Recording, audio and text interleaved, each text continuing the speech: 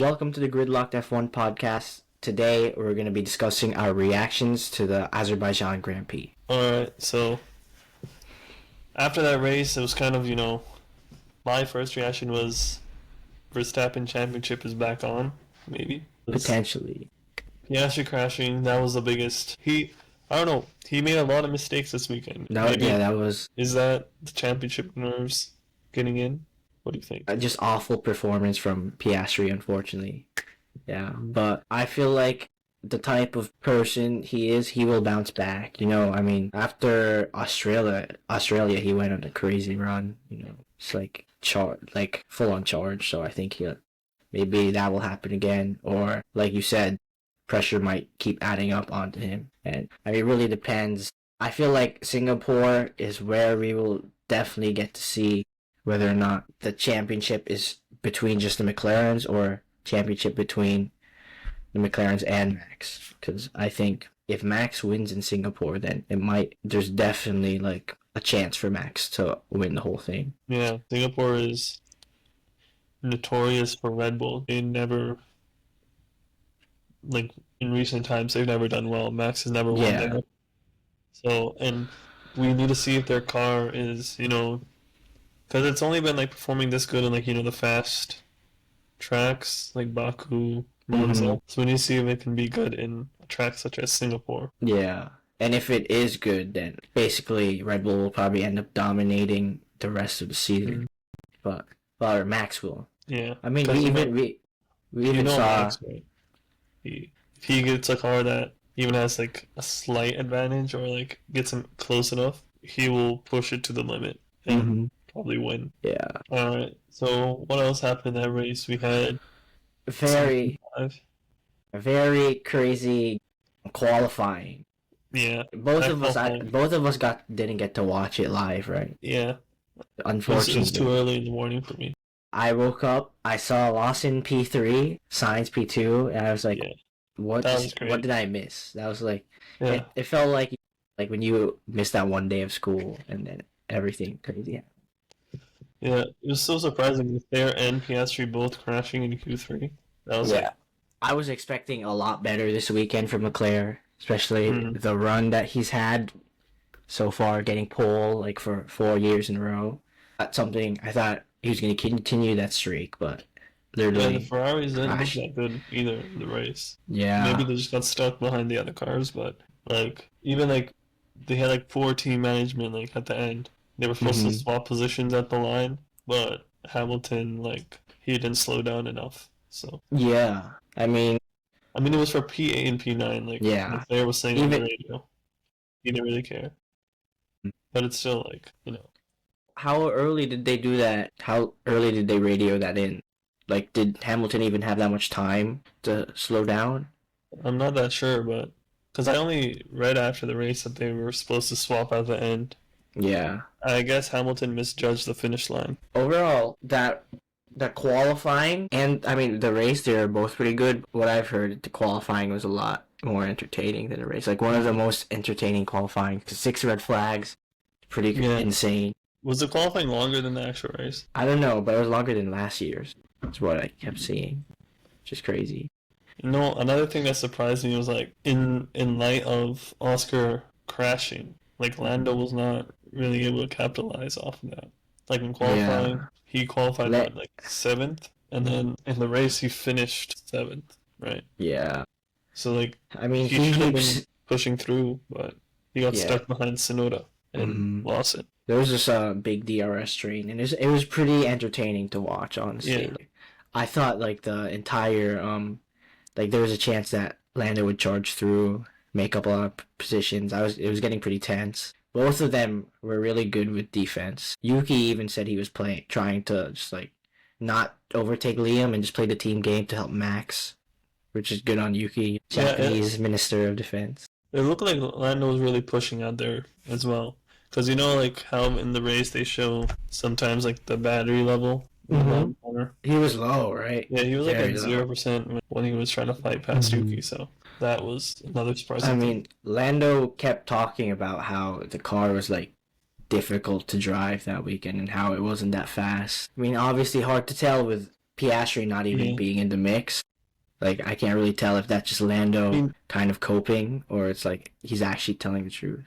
he was probably coping, but even Piastri, like, I don't think there's a single second of the weekend where he was really showing who he is, that like fast driver. Even at the start of the race, he did a false start, right? Yeah, I really think the And then pressure, like, he fell to 20th. yeah. Then he So crashed. the first amounts of pressure, his crash in qualifying, right? So now he's in the back of the grid thinking about how like I have to make up so many places, and I think that gets to him when the lights go out. That's why he jump starts. And then has he ever even jumped to start before? So I feel Not like sure. just in that moment he just didn't know what to do, and then that's how he fell back. I feel like he could have stayed in the race. I don't know how he just like locked up that badly and wasn't even able to control the car. Yeah.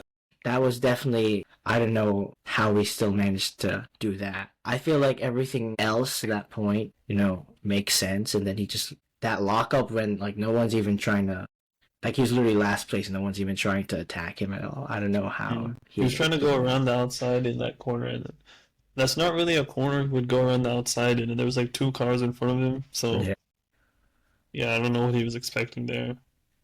But at least we got that funny shot in the middle of yeah, the of race of him him watching. watching on his phone. Yeah, I feel like a lot of drivers end up like going back to their garage though. mm. Like, or like, I guess, well, it depends because like, you have Leclerc and Norris like watching in the hill or whatever. But I don't know. I wonder what makes them choose to go back or just watch the race by themselves. There was a couple other big moments in the race. I don't know why we didn't mention it yet, but Carlos Sainz on the podium, Yeah, Williams. amazing.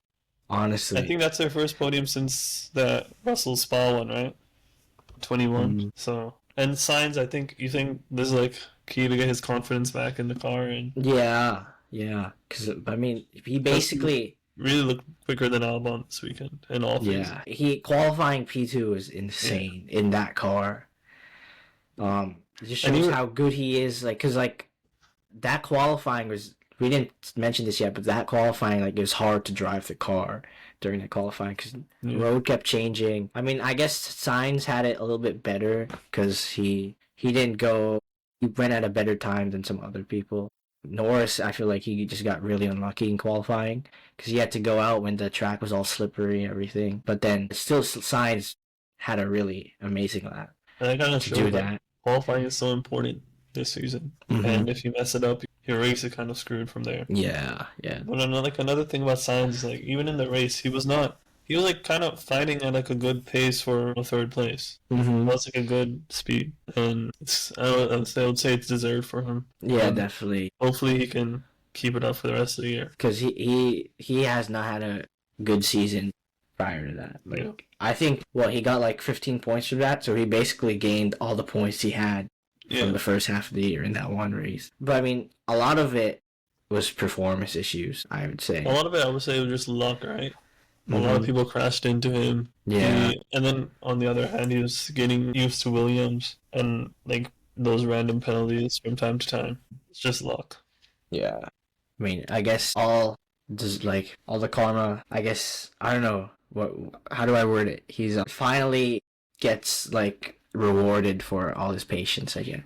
Yeah. Because I thought it would be Albon on the podium first this Mm, year. yeah. I think it's kind of ironic that Sainz got it first. And then another thing, Russell, he had his Michael Jordan flu game. Yeah, I can't believe that he was able to get P2 while feeling like that. And I was like reading somewhere that like they were very close to bringing in Bottas too. Yeah, that would have been that would have been cool to see Yeah, him and one come of us back. predicted that, right? Yeah, didn't I say that? Is I feel like wait, was that me? I don't know. I Maybe. feel like I said George, someone would get appendicitis or whatever. Well, obviously that wasn't close to it, but that wasn't anywhere close. Someone did get sick. I I feel like it mean, was me who said if you that. hear I his don't radio remember. from like Saturday or Friday, right? He like it's like unrecognizable. He sounds like a zombie in there. And then Yeah. he was able to pull out that incredible performance on the race day, Mm-hmm. finishing P2. Applauds to him. Very, very well deserved. Put in the work. And then Verstappen, he dominated as usual. Like, Mm. He's gonna win the championship now. I mean, he said himself 69 points, a lot of points Yeah, to come but back from. we'll see. I mean, yeah. McLaren just crash into each other every race. He's back in. Well, they still have to fight to even win the constructors now. We thought that they had it this weekend, but they didn't secure it. I mean, what is it now? Like, how many points? They got outscored by, so. They got outscored. Mercedes is actually second place now in the constructors instead of Oh, yeah. So that's interesting. Kimi finished fourth, so. Yeah. That was a lot better weekend. That's so much better than what he's been experiencing these past how many races. Especially after that Zandvoort, yeah. Yeah. All right, the next race, Singapore. Very excited. Verstappen will win. Is that all for? We'll see. Our review. I'm trying to think. Did we miss anything? I guess like Tsunoda and Lawson, fighting for their spots. I think at the end of the day for next year, it's between the two of them for the last Red Bull, like Red Bull / Racing Bull seat between the two of them. But I feel like it doesn't make sense if Yuki doesn't keep his seat for Red Bull Racing. I feel like there's not that much of a point just putting him back into the V car. Yeah. Unless the V car is as good as this season, because then he'll probably end up doing really well. But I feel like they shouldn't move Isaac just yet, because I think obviously he's the standout rookie. I feel like they should see how the car is 2026 regulations. I think they should give Yuki the chance for that first, just because he's more acclimated to the Red Bull Racing environment at this point. I mean, I think for next season, 3 of the seats are all but not confirmed, but that's what Red Bull are leaning towards. They want to keep Verstappen, they want to keep Hanjar, obviously, and then they want to bring in Lindblad. So I don't think they should bring in Lindblad though, not just yet, because really he's yes, he's had some standout performances in F2, but I feel like it's not enough to rush him into F1 yet. I don't think he's a little bit like F1. Antonelli maybe. Yeah, because I think he's started the season F2 really good, but since then it's kind of fallen off. He's had some moments, some bad moments, some good moments. Yeah, I feel like I don't know. Wait, let me see who this was. I think I saw somewhere that yeah, but I he went from 3rd in the standings to 7th this season. So I don't know. I don't think he should get the drive yet. Projector for F1 greatness, That's true. Recently, Isn't all the last 3 F2 winners, they're not in F1. And Antonelli, Behrman, they were finishing in the lower half of F2. Kind of interesting. I mean, F2 isn't it more of a spec series, right? They're it's supposed to be at least. So they're all in the basically equal machinery. Yeah, there might be some difference in the engines, I think maybe. Yeah. So maybe that's the issue. All right. So is that it for today? I guess. And wait, is Singapore a good track for overtaking, or I don't really remember? Because it's a street circuit, so it's probably a little bit. It's very narrow circuit, so I wouldn't say it's that good. But I think they've removed some of the tighter corners now. I think since last year, so. Because we've seen some good races, 2023 Singapore, amazing. So yeah, hopefully get something like that again. We can talk about it in our next episode, previewing the Singapore Grand Prix. Be sure to check in, drop a like, subscribe, and come back next time. Thanks for watching the GridLocked F1 podcast. Stay locked in.